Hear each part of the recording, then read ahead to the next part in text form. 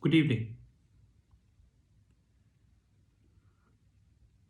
So, if I go with the statistics provided by this report in the part 2 of the video, then in 1995, which precisely means near about 12 years from now, 12 years ago,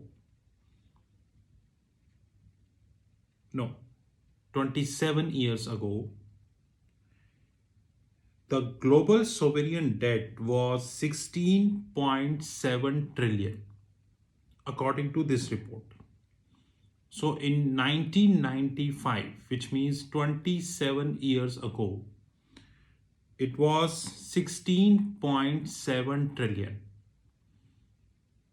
And I'm sure that even at that point of time, we were having the so called political leaders who stressed the fact that we might be able to contain that debt. But from 1995 to 2020, because the figures are as per 2020, which means around 25 years, the debt level is near about four times, near about, which means 16.7 trillion to 62.5 trillions, which means in 25 years, debt level grew by four times. But in only 1 year, which is 2019 to 2020, debt level grew by 20%, which means 53.3 to 62.5. So the pace is accelerating at a much faster way than we are envisaging. Rather, I would say we failed to envisage that, which would be better. The very starking, I would say the data which is coming is that by end of 2020, central banks owned 24% of the global sovereign debt. 24% now, which means that 62.5 near about 16 trillion. In fact, it would be more than 16 trillion, but precisely you can say. Now, what the hell it is? Let me explain you this. So there were the times when the governments were raising the money directly from the public or the foreign investors. Now this time has changed because in the last several years, academically speaking, the world faced artificial intelligence, machine learning, and all these things, but the income level, I repeat, the income level of the people fallen drastically. And population growth in the last several years almost halted, I would say, almost halted. Now, since the income level of the people halted, or I would say is growing at a very small pace as compared to you are envisaging, so the governments are not in a situation to raise a huge quantity of debt.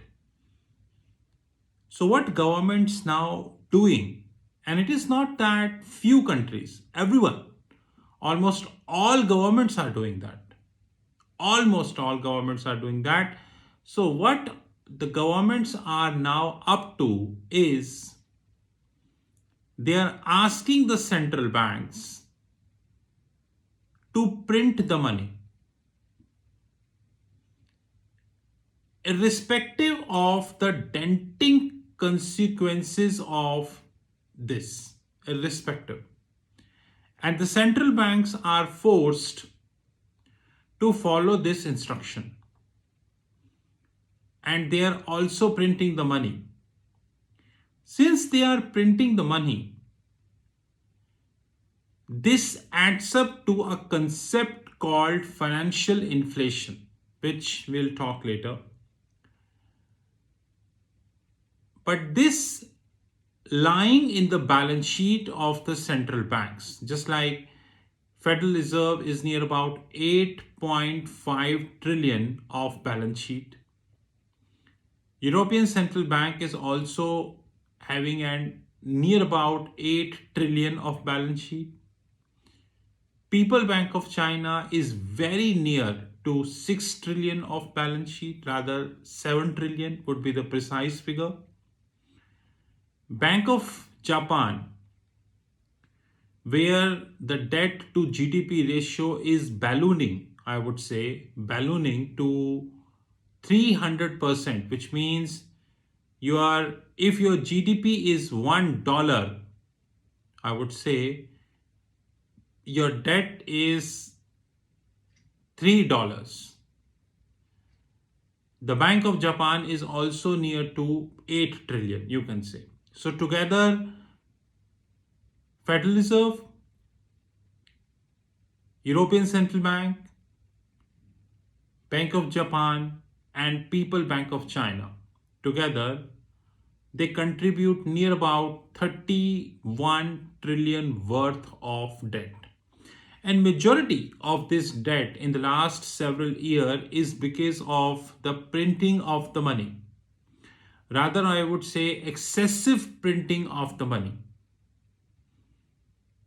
And this report by the Janus Henderson confirms this fact, which is that by end of 2020, central banks owned 24% of the global debt, up 5 percentage point, which means the government are more, I would say, the governments are more dependent on their central banks to print the money, which, by the way, is not a good signal. And why the hell it is not a good signal? Because sooner or later, now when I say sooner, I'm not saying that tomorrow, and when I'm saying later, I'm not saying after 100 years. Sooner or later means in a span of another 3 years of time, this has to bust. This has to bust tremendously. And this busting would collapse the whole system. In the later stages, we'll talk more about that. But the starking reality, which we need to cover in this part of the video, is that in 1995, which precisely 20 years ago, why I'm saying 25 years ago, because the data is as per 2020 by Janus Henderson. So if I go with 2020,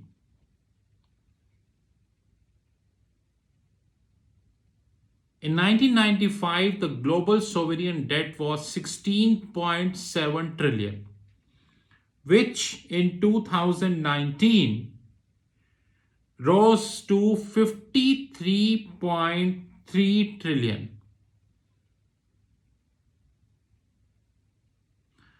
And by 2020, as per this report, it is about 62.5 trillion,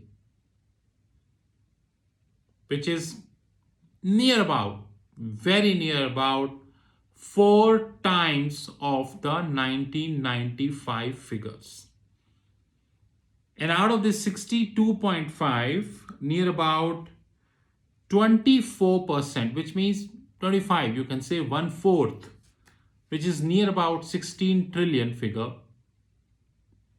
1/4 of this figure is contributed by the central banks, which means a heavy printing of the money. And printing of the money always ends up as a consequence, which is known as financial inflation. We will talk about that in part 3.